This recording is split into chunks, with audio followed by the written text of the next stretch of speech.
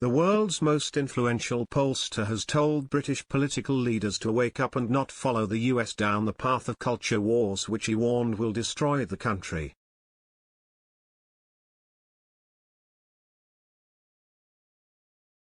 Dr. Frank Luntz, whose political insights helped George W. Bush and David Cameron win power on either side of the Atlantic, delivered a stunning lecture where he said the twin evils of wokeism on the left and populism on the right are destroying democracy in the US.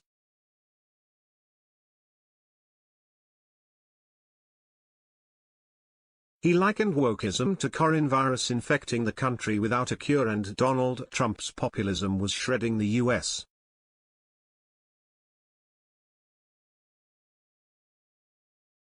Speaking at the Center for Public Policy's annual Sir Keith Joseph Lecture, Dr. Luntz said, "You may not believe it, or see it, but your country is different than the US.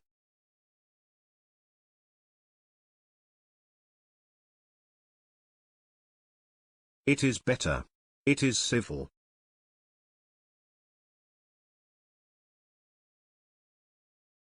I've done focus groups here with Labour and Tory voters, and they disagree on so many things. But they're polite. They listen. They respond. They still care for each other. Even the Liberal Democrats."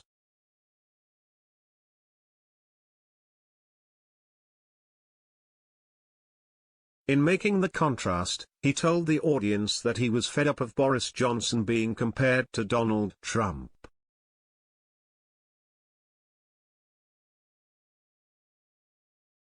"Boris has written more books than Trump has read," he said.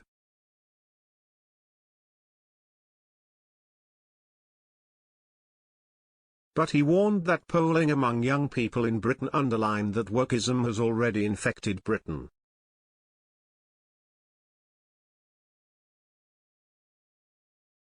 "In our survey, the people telling us that Britain is institutionally racist and discriminatory were overwhelmingly the young. Among those aged 18 to 29, 57% felt that way, 20 points higher than any other age group.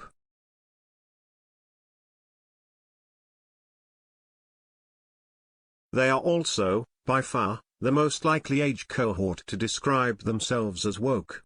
They see the world around them entirely differently and more darkly than their parents and grandparents, and that makes intergenerational cooperation very difficult."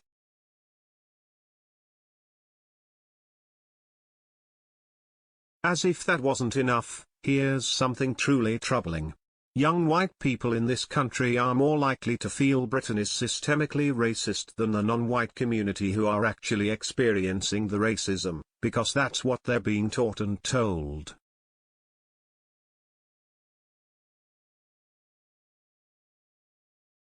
He warned, "The rise of wokeism is undermining the principles of economic freedom, opportunity, and meritocracy."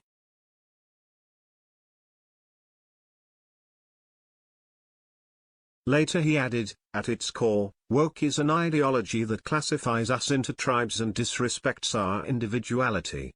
It goes by different names: wokeism, political correctness, cancel culture, but the impact is the same."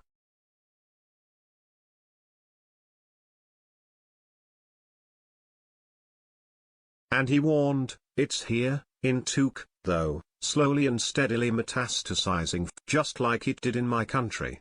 It is like coronavirus, impacting different people in different ways, only there's no known antidote."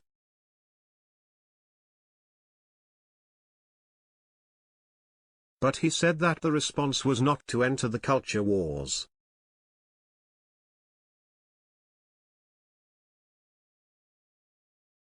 The politicians on the left or right who seek to stoke the woke or exploit existing divisions for political gain are not serving the public good.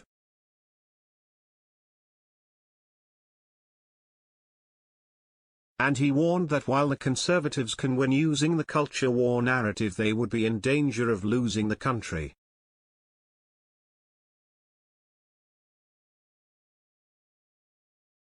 He added, "I have seen this play out with Trump.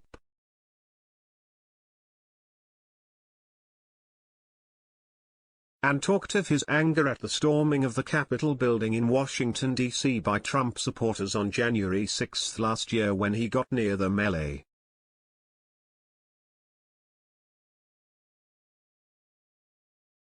My heart was destroyed and I admit I lost my cool. It was a day that could not happen in American democracy. I underestimated Donald Trump. I swear I won't do it again.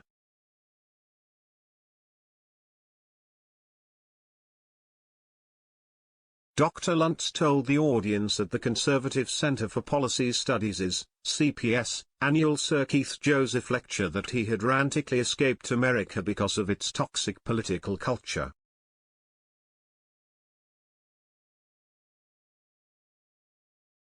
He said, "I came to the UK last year as an exile, because of how difficult life has become in the US. It was more of a frantic escape, really.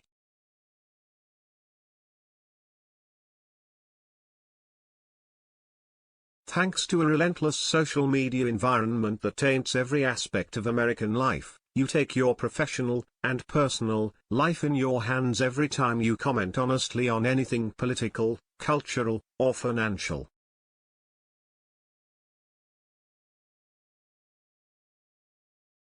In a hard-hitting speech he urged politicians on both sides in the UK not to take the easy route of culture wars because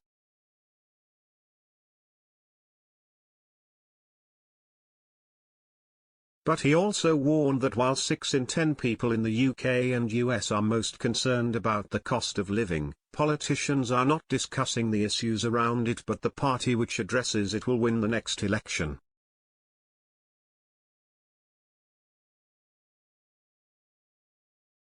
He also noted that voters in both the UK and US are alienated from their countries.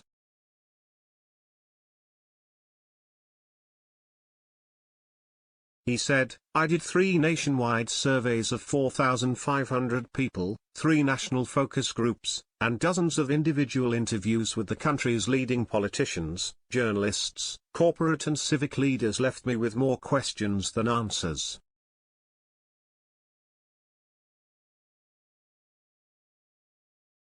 He found that 28% said their country had failed while 22% said the same in the UK.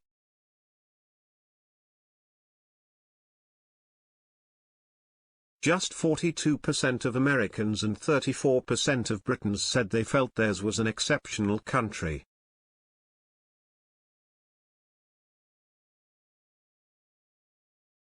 Meanwhile, while 2/3 of Americans feel invested in their country, less than half do in the UK.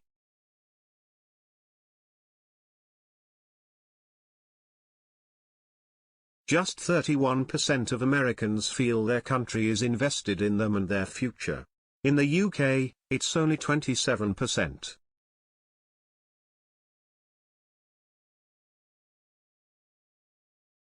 The results made me shudder, he added.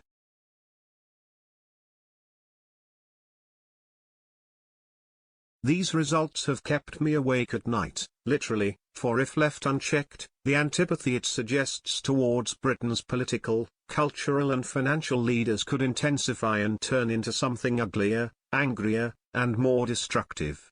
It's a short step from not trusting your politicians to not trusting each other.